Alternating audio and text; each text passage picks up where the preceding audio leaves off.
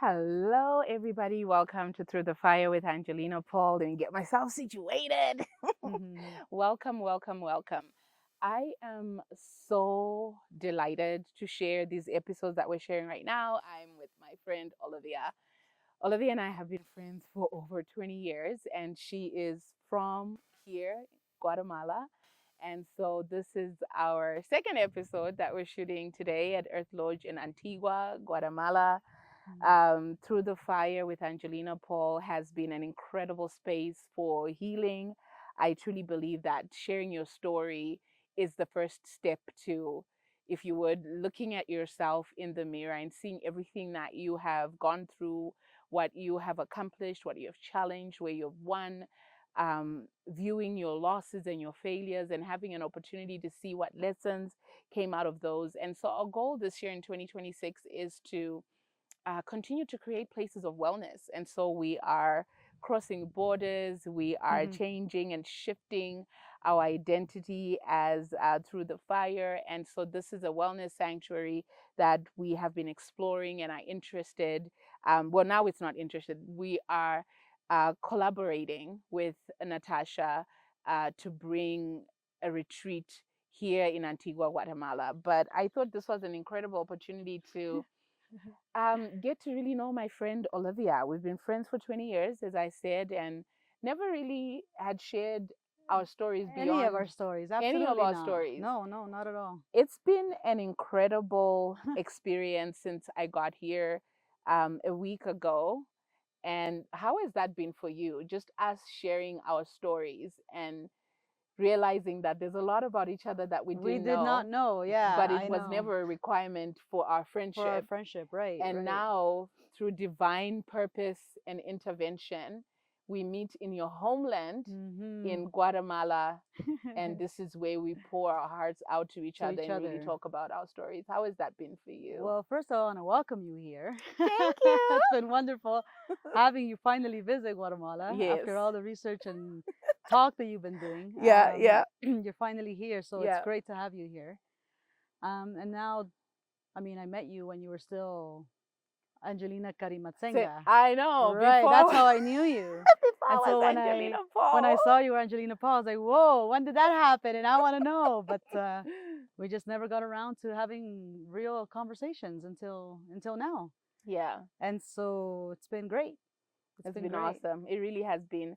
And I want to start here. When we have been sharing the bits that we have had an opportunity to share with each other, you told me one of the most captivating stories that you told is being a little girl in Brampton, Canada, Brampton, Ontario, Canada, and how you were saying how at school, if there were Oh, any right. projects or things like that, you would always Yeah. tell the story of Guatemala. Right. So not having born Mm. here or having even visited Guatemala, Mm-hmm. what do you think that was for you when Guatemala was just so present in your essence that Within me, yeah. yeah, Yeah.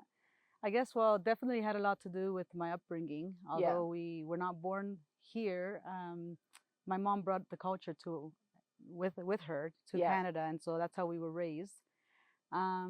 Everything that we had in our home was from Guatemala. yeah, Obviously, the language was always there, the food and whatnot, and so for me, it was a sense of pride because there weren't many Guatemalans where we lived. It was actually in Toronto, in the Jane Finch area that I grew up. yeah, And so, yeah, when it came time to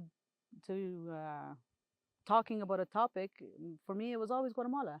And yeah. I think it was like 3 or 4 different years consecutively that I would do that. And if people got bored of hearing it, I didn't care You're like, I'm because talking about there was Guatemala. just so much to talk about, Yeah, and I was so proud. I was so yeah, proud of it. And yeah, I guess a little piece of what I gave, I hope, people took it in and whatnot. But yeah, it was always just in me. yeah, The music, I was always listening to just Spanish music. I mean, yeah, yeah, sure, I was in Canada, but for me, it was my Latin pride, I guess, that I yeah, always maintained that. Even the friendships that I made, it was always geared towards my Guatemalan culture. yeah. And so, yeah, I don't know, it was So at just a in very me. young age like that, what about the culture really Um, what about the culture did you know? Only what my mom taught us. Yeah. And I think that's probably was more curiosity. Yeah. And unfortunately, as a child, I never had the opportunity to come. Yeah. It wasn't.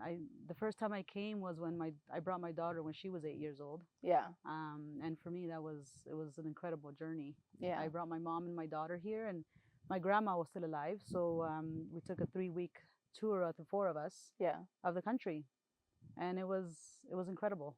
Wow. Yeah. So bringing your daughter here, for me, just thinking about my daughters, there's a lot of things that I want to share about my life. I do want to share where I'm from in Africa and Zimbabwe. I've had an opportunity to take them there. Yeah. So I think it's a good place that we landed right there with your daughter.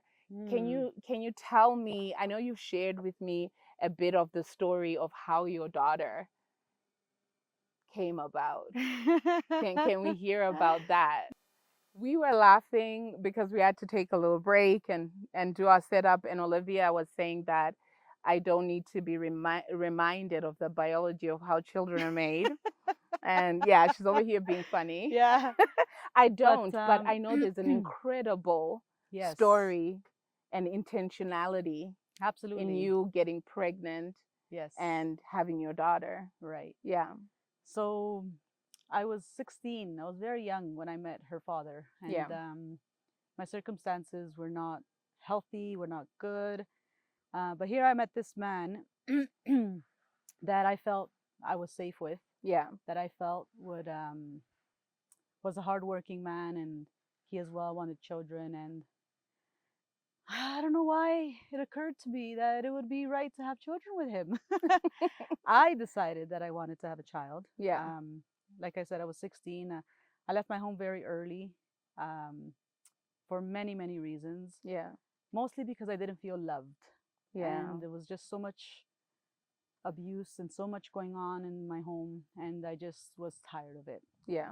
And there was no one there to help me. Yeah. So the only way that I managed or learned to help myself was to step away from there. Yeah. And so when I decided that I wanted to have a child and I shared that with him, it was mostly because I wanted to have something of mine.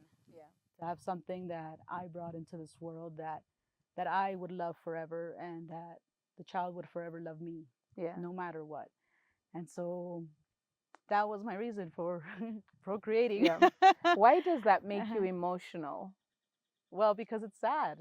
You Yeah. know, it's a young person, a young teenager, just looking for that the life that you had experienced in your home had left you without love, that you felt you needed to create your own human so that you could have some sort of control over how you would love and how you would be loved. Right. And it was important for you to have someone that would be yours. Exactly. Yeah.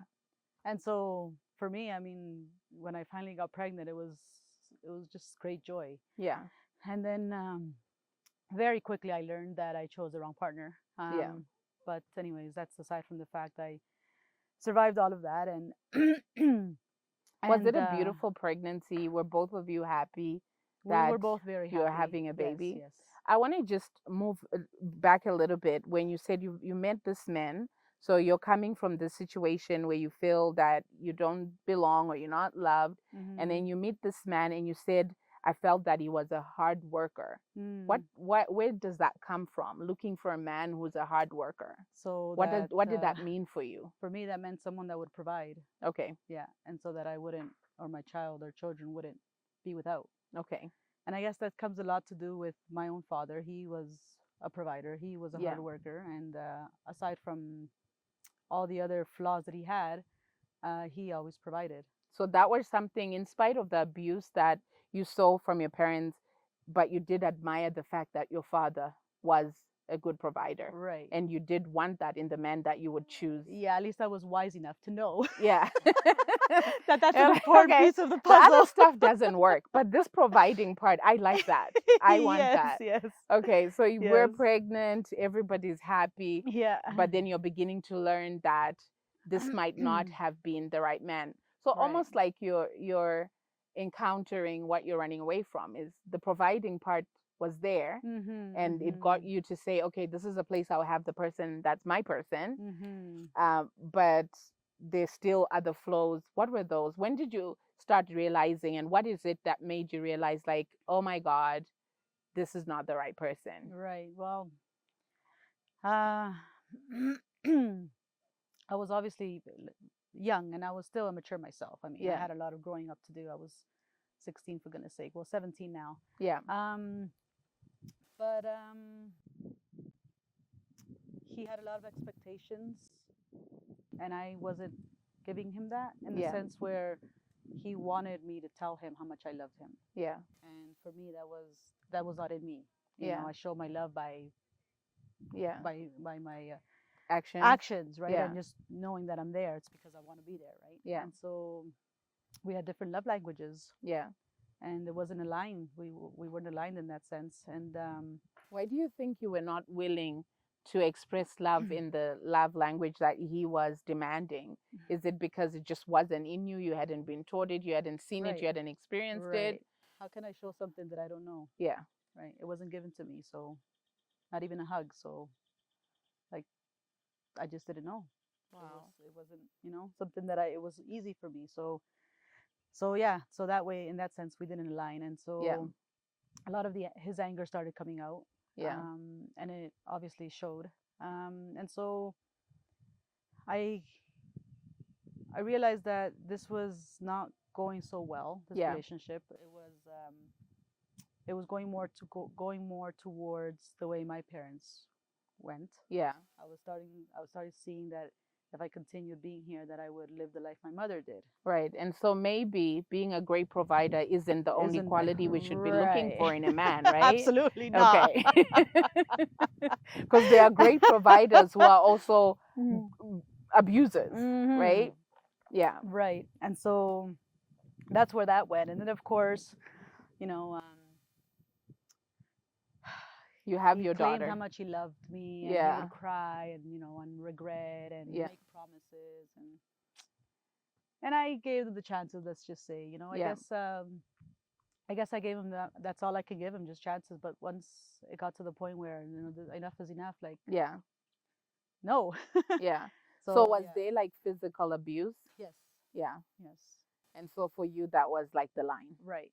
Yeah. Right. Because you didn't want to experience the same physical abuse that you had observed in your own home. And I most certainly did not want my daughter seeing that. So how are you feeling now that you made this decision to bring this little human in the world, and you realize that the person that you've partnered with has qualities that you don't like? Are you feeling, I still want my little human? Or are you feeling, oh my gosh, why am I bringing a little human into this world, into this? No, to be honest, that never crossed my mind. What crossed my mind was my mother raised 5 children by herself. Yeah. In this country that was not hers. With Right. a language that was not hers. Right. And literally with no community, let's just say. And so what crossed my mind is, my mom can do it. I can do it. And I will do it. Yeah. And don't think that I'm afraid. Because he would say things, for me to be scared. Yeah. Right. That you're not going to be able to be a mom, and you're not going to be able to raise this child by yourself. Right. But the Guatemalan in you. Exactly. You were raised by this fearless woman. I come from a lineage of strong Guatemalan women. And we recently, I don't know if it was recent for you, but as we were doing our fire ceremony, you were able to get even more affirmation of your Mayan background. Right. So you come from a lineage of Mayan women that are strong, that are resilient. Right. And so that fire was in you, and you're like, I don't care how bad you are. I'm having this baby. Right. And I'm going to do it. It doesn't matter what life throws at me. I'm going to overcome it. Yeah. So your daughter, seeing your daughter for the first time, knowing that this is now real, you have your daughter. What is the first thing about you that shifted? What changed? What did your daughter bring to you that you didn't have before?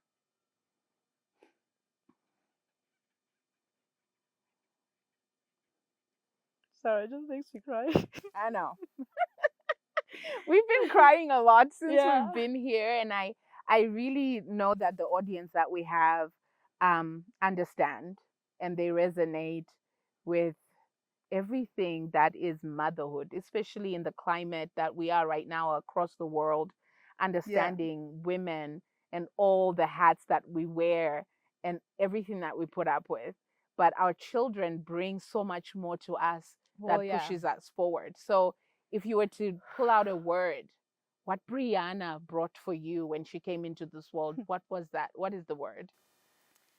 I would say new life. Wow. Yeah, I mean, I brought a new Rebirth. life, right? But I was also reborn. Yeah. I was also reborn because that Olivia that went through all that and Yeah. all that, whatever it is that I went through, whatever you want to call it, Yeah. no more. Yeah. Because now I have this life, and I cry because when I remember holding her for the very first time, and she just stared at me, and I stared back at her, and I was like, oh, you're here and you're mine. Yeah. And yeah, now I have to take care of you. So all of and those things and behind you, everything now you're focusing on. on just her, right? Yeah. And I always promised myself that my daughter wouldn't suffer what I suffered, Yeah. and Of all the things you suffered, what is the one thing that is at the top of the list that you do not ever want Brianna to experience? The thing that your Jackie Chan plus Mayan culture plus Bruce Lee. Well, there's so many, plus but all the top, these fighting instincts would come and you would be like, Yeah. no. well, I mean, there's top two. Yeah. Okay, so the top one was sexual abuse. Yeah. That no way in the world would anybody hurt my daughter, and me not do anything about it. Yeah. Second off, right? And this And comes then- from you experienced that and nothing was done about it. Right. Okay. Right. And then the second one was, I mean, when she was a baby and just born, I always prayed. I always prayed and asked God to please put a good man in her life. Yeah. When she's ready for that life, when she's of age or whatever, for God to please put someone that loves her, Yeah. someone that respects her, Yeah. someone that she can communicate Yeah. with. There's the list. Right. The list that you needed. Yeah, yeah. When Someone you- that provides. Right. Here's When I the was looking list. for a partner. Now the list is coming out. So your daughter Yeah. allowed you to qualify even more. Right. What a good man. Exactly. What I know He that would she be. that Yeah. she needs to have and deserves. Because I thought to myself, okay, I didn't have people to show me love and to protect me. Yeah. My daughter was not gonna not have that. I Yeah. was gonna be her protector. So Yeah. I thought to myself, the way I saw it is, if anybody came into my daughter's life to hurt her, Yeah. they'd be dead, Yeah. because I would not live to allow it. Yeah. And so God knows, God knows. It's So not thank gonna God- happen. So thank God, my daughter was never in any situation Yeah. that would cause her to feel or go through what I went through. Yeah. Not even like with sexual abuse, but even in school with her friends. Yeah. Thank God. You she had wanted good to be fully friends. present in every area of her life, Right. the way that you would have wanted for yourself. Right. That every single arena that she had to show up, you would show up with her, you would guide her, you would support Right. her. Right. That's Right. incredible, because a lot of people that come from backgrounds where there's abuse get bitter and angry, and don't feel like they could continue with life. What do you think for you? Was it your faith? What is the thing that still said to you, I'm going to be a good person and I'm going to do right by my children? Right. Yeah. That's a good question. And to answer you completely honestly, I guess it's just the heart that God gave me. Yeah. Yeah, because I don't know where that really came from. It never crossed my mind to harm anyone. Yeah. And I've always, even like with younger kids or friends of ours or whatever, I always felt like, take care of them. Yeah. Don't let anything happen to them. So then, of course, with my daughter, of course, it's even more than More just that. because of, this is your daughter. Yeah, yeah. So I want to know, I know that even though your siblings have come to Guatemala, you were the one from the younger age who, I'm going to shove Guatemala down your throat. I don't care if you're Canadian and you don't like it. I'm going to share my culture. I'm listening to my music. Yeah. I'm engaging this place that I've never been. And now you have your daughter. When you first came to Guatemala with your daughter, what was that feeling for you? And why was that important that you brought Brianna here? Well, that feeling was just, it was home. Yeah. When I came here, this was like, this is home. Yeah. And I guess I just felt I wanted her obviously to see it, to get to know it for herself, Yeah. and to see how she would feel here. Yeah. But of course, she was young, right? So my family lives very humble. Yeah. So there was no hot water available. So that was one of the things that she Yeah. wasn't so happy about. But I Yeah. mean, we managed, right? My aunts just boiled water for her, and then she was Yeah. fine. But yes, being here was feeling home, and Yeah. being with my mom's family Yeah. is like another level of love. Yeah. And that's what I feel like that's what really brings me here, Yeah. is the love that I feel from the family that we have. Right. Because my aunts are just, I call them my angels. Yeah. You know, when I'm here, they show so much love. Yeah. You know, and not only like with their affection, you know, hugging Yeah. and you know, telling me how much they love me, and you know, catering to me and Yeah. pampering me, and you Yeah. know, and what you want me to make you, you know, whatever you like to eat, tell me, Yeah. I'll make it for you. You know, and very, very attentive. Yeah. And growing up, that's something that we never had. Yeah. Not from my mom, not from my dad's family that was Yeah. there, like not at all. And so it was different, and it felt so good. Yeah. And so yeah, I wanted to bring Brianna here and show her all that. And So that was your feeling as well, is Guatemala feels like home. But home for you means love and attention and people caring to know how you're doing and how Right. they can make things better for you and how they could be a part of your life. Right, right, right. Was that a surprise for you to experience that when you hadn't seen that in your parents? Was that like two sides of a mirror where you're raised in a Guatemalan home, you Yeah. come to Guatemala and you have this experience where Yeah. it's completely different? Yeah, yeah, yeah. So the first time that I came with Brianna and my mom, it was mainly for that 3-week tour where we got to know the country. So we were with my family for a short while, and then we toured to get to know the country, which was incredible. Yeah. The second time I came to Guatemala was now, I was now a grown adult. I was 20. It was in 2023, I believe it was, when I Right. just came just with my mom. Okay. So I want to hear about that second time when you came to Yes, because Guatemala, that's because I want when, your full-on experience. right. So we're going to take a little break Sure. here, and then we're going to come back and we're going to hear that and all the stories of how God meshed your journey of where you're Yes. at now in Guatemala. Okay. Okay. Okay, so we were talking about the second time you came to Guatemala, your experience, Yeah. how it's been that has allowed you to begin creating this life where the goal is to make Guatemala home. Mm-hmm. Can you Yeah. talk about that? Yeah.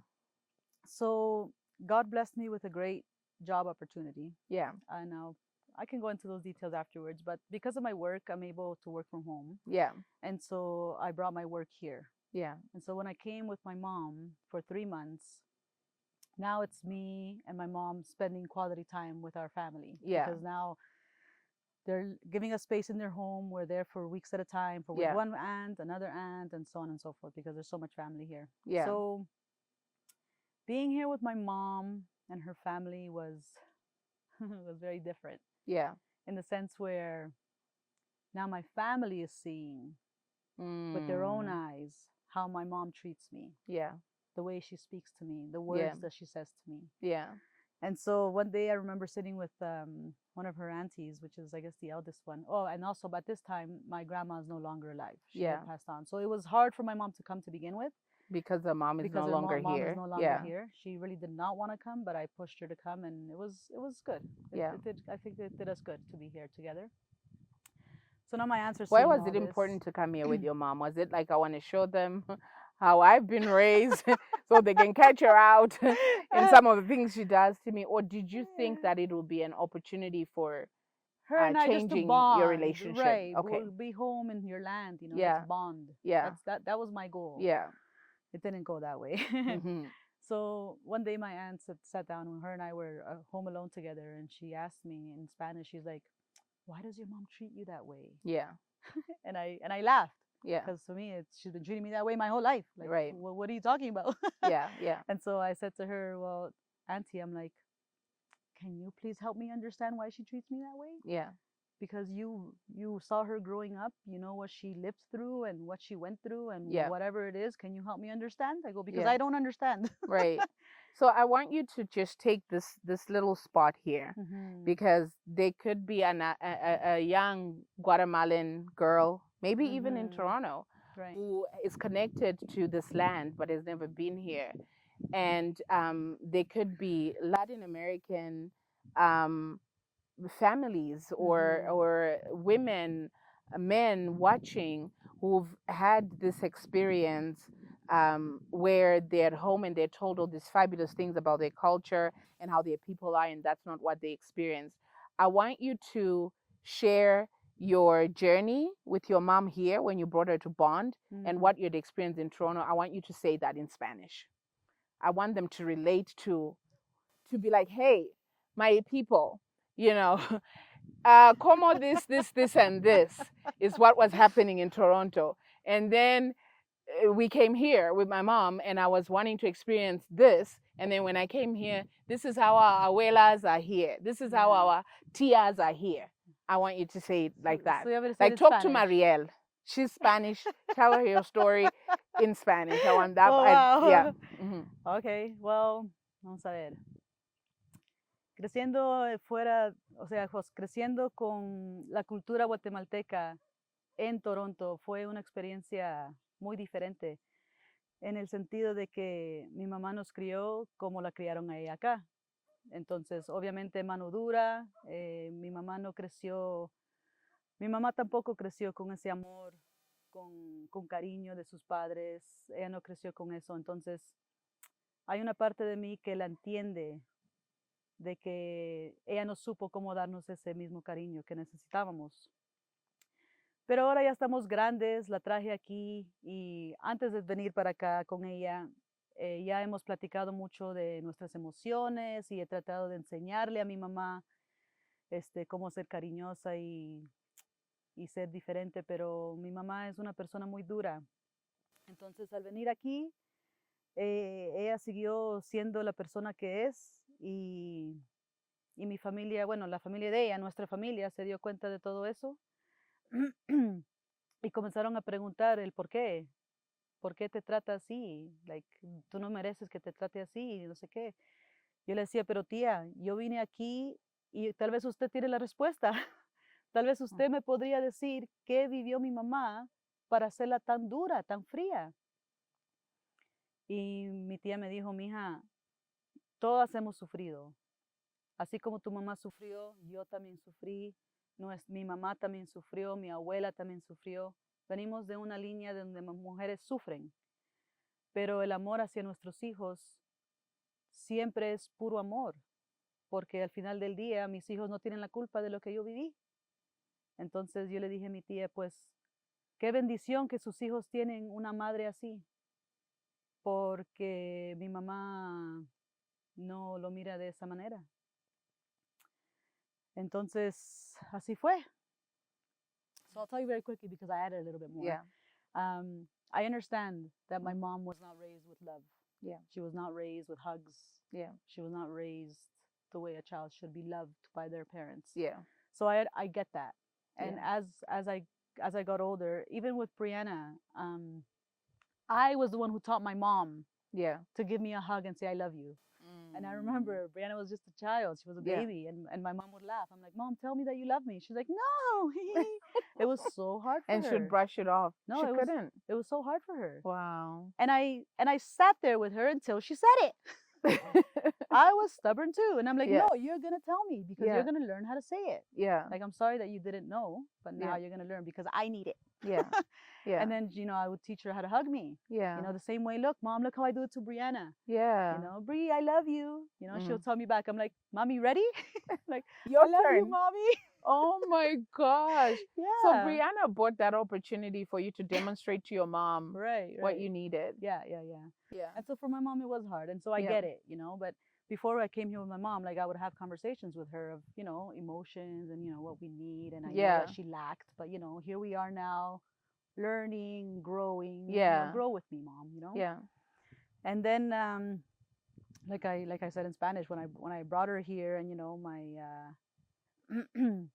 my aunt was asking me, I was like, I don't know. And then my aunt told me, well, like, sweetie, like, we all suffered. Yeah. Your mom has suffered. I have suffered. My Yeah. sisters have suffered. My mom has suffered. My grandma has suffered. Like, Yeah. us women, we suffer. Yeah. That's what we've lived through. Yeah. She goes, but my aunt said to me, but my children were never affected by my suffering Yeah. because they don't deserve to be treated badly. Yeah. And I was like, well, your children are very blessed to have you. Yeah.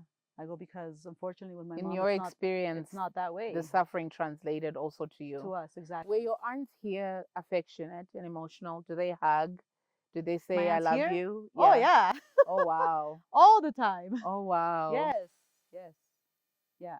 Now I see why this place is home for It you. means more to than home, just Yeah. home. Like, it's, yeah.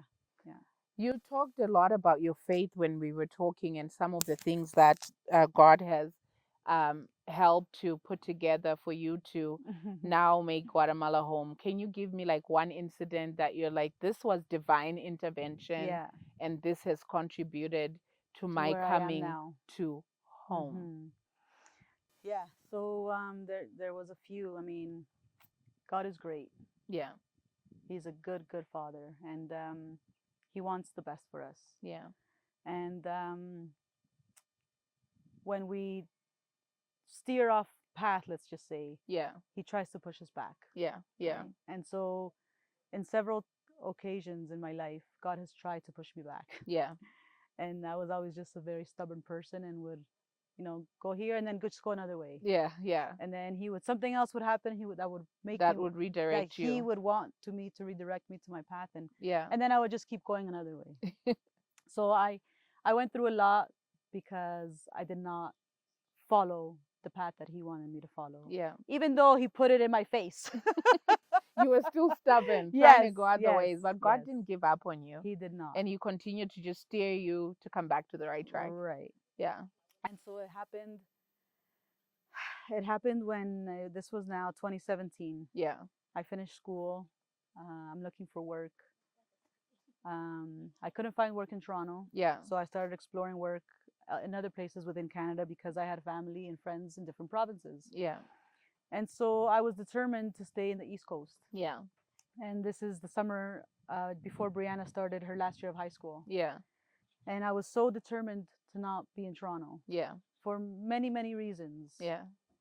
My mom causing me stress. Her dad was living with us, so he's causing me stress. It was not easy having him live there with us. Yeah. But I did that for Brianna. Yeah. And that's a whole other story. But anyways, so now I'm in the East Coast, determined to stay out there. And one day, Brianna calls me, and I think it was August time, so just before school was about to start. And she broke down and cried. Yeah. And told me, Mom, like, I know that you don't want to be here, but I need you here. Oh, wow. And, and I'm like, well, your dad's there. She's like, no, Mom, I need you here. Yeah. And I'm like, but, like, I didn't want to be there. You were trying to make excuses. Right. Yeah. Right. I just wanted her to understand that I didn't want to be here. And she's trying to make me understand that she needs me there. Yeah. And so we were both going at it. We're both in tears and whatnot and expressing our emotions. And so that night, I'm in St. John's, and it was 10 o'clock at night over there. So it must have been 8:30 Toronto time. Yeah. And as I hang up the phone with her, I just start praying. Yeah. Because I really don't know what to do. Yeah. Like, you're remembering, I'm assuming, in this moment when your mom wasn't available, or you couldn't even think of asking your mom that I need you there. Yeah. But now you have a daughter that you have loved, you have hugged, you've done all the things that you had wanted, and this has given her the freedom to express herself when she needs you there. Right. Yeah. Right. So now I'm caught between, what's good for my peace. Yeah. And what my daughter is asking, what she's telling me that she needs. And I'm fighting it. Yeah. And then I'm like, why am I fighting it? Like, this shouldn't be hard. But it was hard. Yeah. It really was. So I just started praying, and I'm talking to God, and I just said, God, just take over. Like, I'm tired. Yeah. Like, I don't know what to do, but I'm at this point in my life where you have brought me to, and just guide me. Yeah. Just tell me, give me the sign to know, because I don't know what to do. And so that evening, it was 10 o'clock in St. John's, 8:30 Toronto time. I get a text message. Yeah. And I get a text message about a job offer to work at a chocolate factory in Pickering, which was 10 minutes from my home. Yeah. So that was the sign. That was the sign. You're like, you just prayed and you get this answer, this job, that's it. And so you left and you went back to And Toronto. so I saw the text message and I just look up in the sky and I'm like, God, you're funny, man. And I'm like, okay. That's it. I I'm didn't being even talk to my obedient. friend. I didn't talk to anybody. I just went online, bought my ticket, and I went home that Monday. Wow. And so when I get home on Sunday, I got home Sunday because the job was going to start Monday. Yeah. I get home Sunday afternoon and I talked to my good friend about this situation. Yeah. And she's like, Olivia, you're not going to work in a chocolate factory.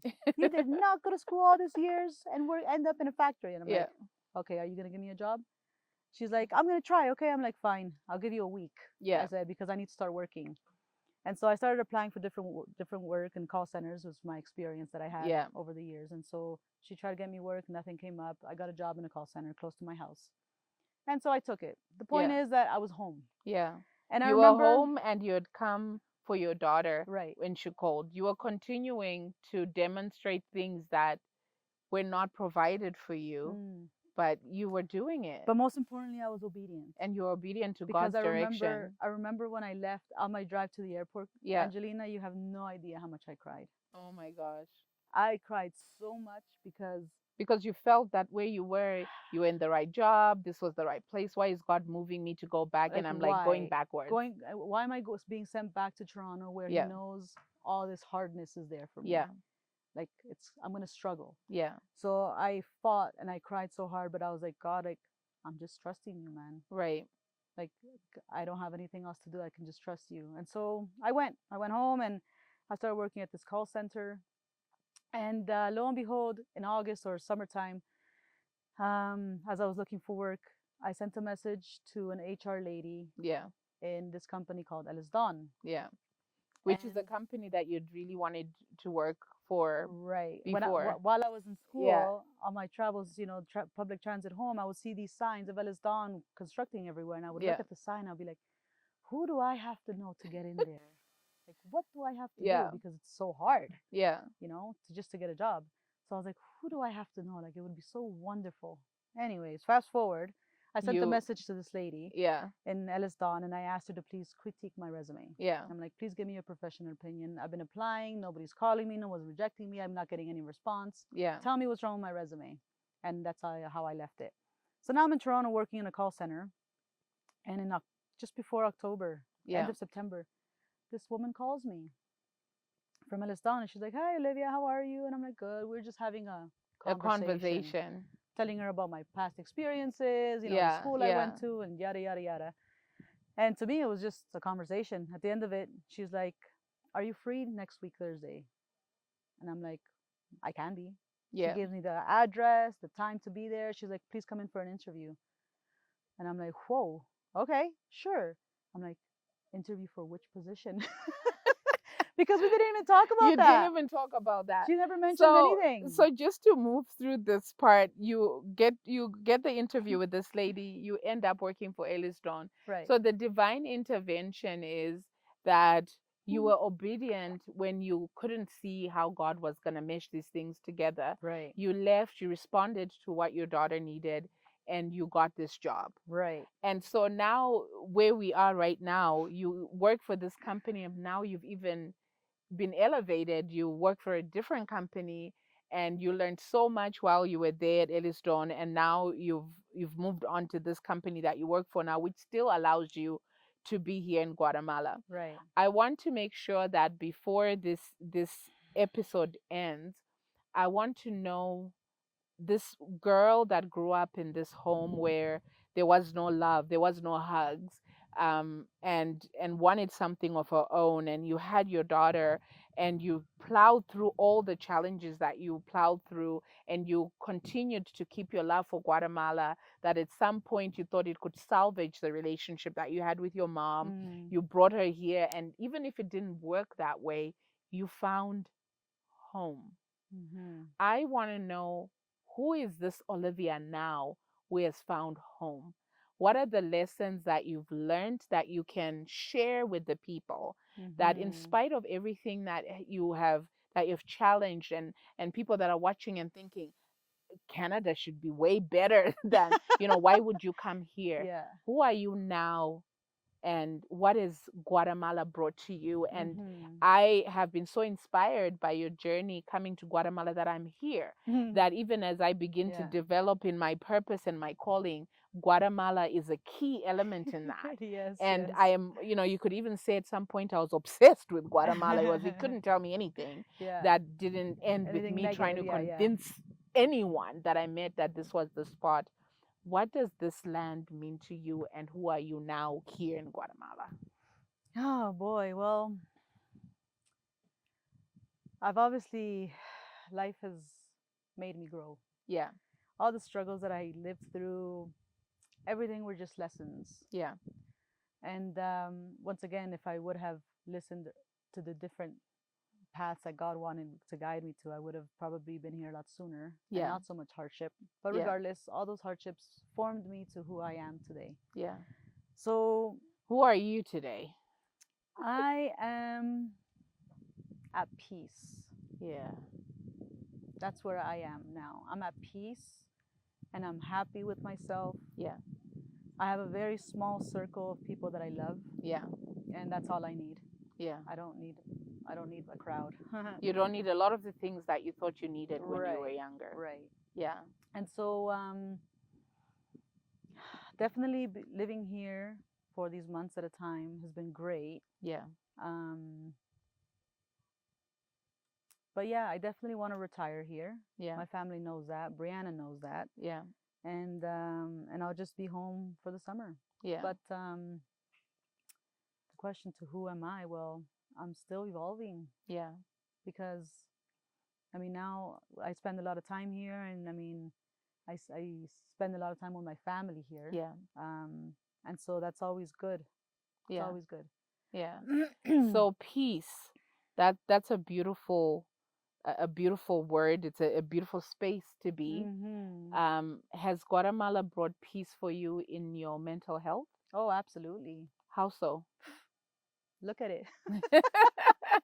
Has Guatemala brought peace in your physical well-being? Oh gosh, it has challenged me in And my please don't say, physical. look at it. What is it that you do? It has challenged me in my physical well-being. Yeah, yeah. I mean, the women, people. I mean, people. Women. That's where I here, want you to go with that, they because are. here you hike, here Yeah, you walk. the terrains here are Yeah, another level. yeah. Another level, and it's I mean, we're at amazing. 8,000, I think, or 6,000 Meters above. Yeah, I'm not sure the elevation yeah, at the moment, but yeah, yeah, the terrains here are completely different. Even being in the city where my family lives, yeah, like to get to your taco stand, you gotta like yeah, walk, and it's not a flat walk like in yeah. Toronto, and so yeah, It's brought you peace in your mental health.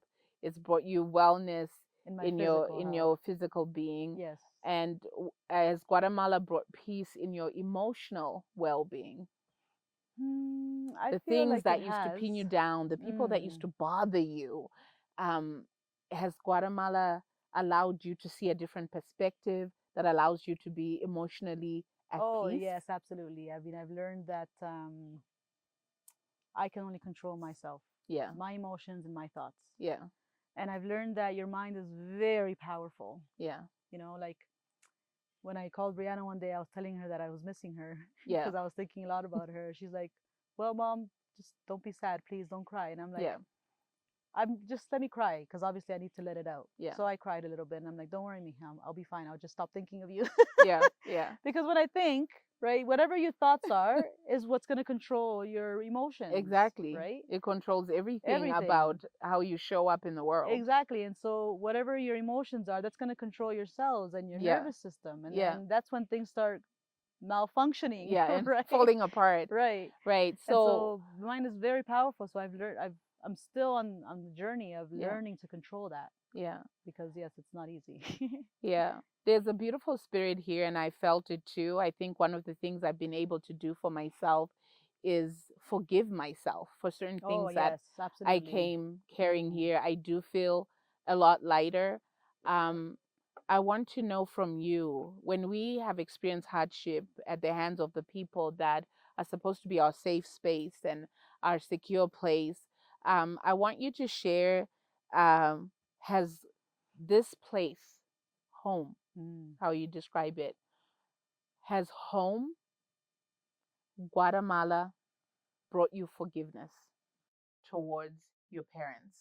Knowing what you know now about your culture, about your heritage, about your people, I want you to speak that in Spanish. What does forgiveness look like for you in this place? Well, yes, I mean, I don't know if I would say if it's Guatemala that helped me do that, pero con seguridad puedo decir que mis tías me han ayudado mucho con eso. My aunts have helped me a lot with that. Yeah. Perdonar no significa olvidar. Yeah. Forgiveness doesn't mean that you forget. Yeah. Perdonar significa que ya no te lastiman. Yeah. That they can't hurt you anymore. Yeah. And so, mis tías me han ayudado mucho con eso. Mi familia aquí son bien cristianos. They're very Christian. Y entonces mis tías me han enseñado que tengo que dejar el pasado en el pasado. Yeah. Y seguir creciendo y seguir amando. Yeah. Porque la gente, si la gente me sigue haciendo daño, ese es el problema de ellos. Yeah. Eso es en la conciencia de ellos, eso es Yeah. el alma que ellos tienen. Pero si mi alma está puro y lleno de amor, entonces let it go, soltarlo. Let it go. Porque entre más lo guardo, me hago daño a mí misma. Yeah. I hurt myself by holding things in and, Yeah. and taking all that, those feelings that they bring to me. Yeah.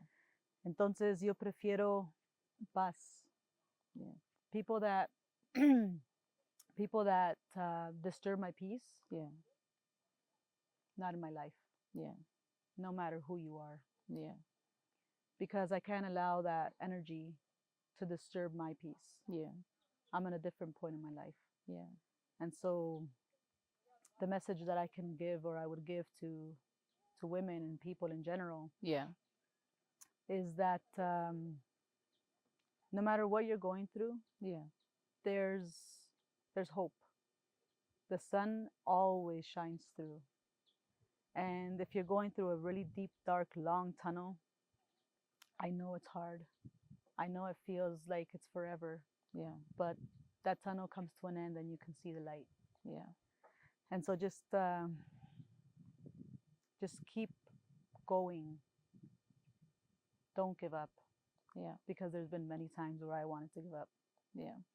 But the sun will always come and shine through. Right. What is your message to your Canadian Guatemalan family? To my Canadian Guatemalan family, join me. Yeah. Join me here and feel the peace. Yeah. Because this world is so big. Yeah. The things that we struggle with, at the end of the day, it's nothing. Because we are a spirit. Yeah. Like this body that I have, it's gonna end one day. Yeah. But my spirit's gonna live on. Yeah. My energy is gonna continue. And so the only thing I take with me is what I have given and what I have experienced. Yeah. And all the problems that I've had and that I've gone through, it's really nothing.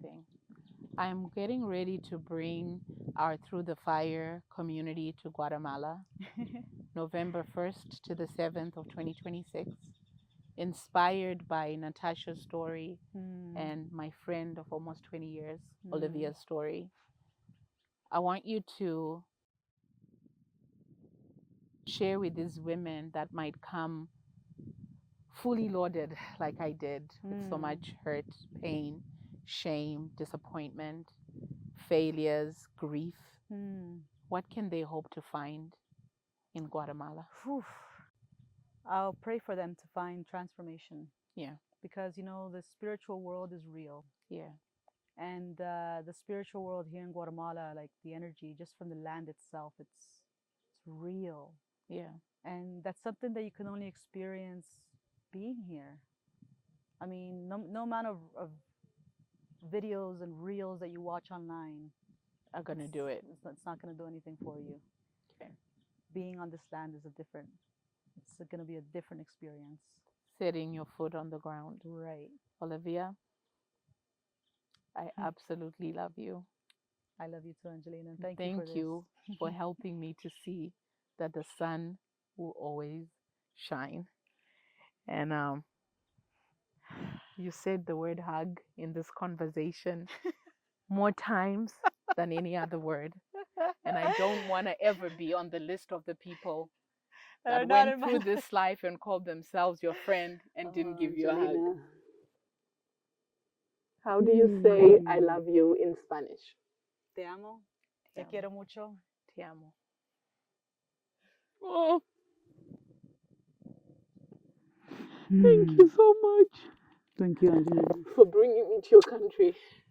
Thank you for coming. Yeah. For being We're so done. brave. It's a wrap.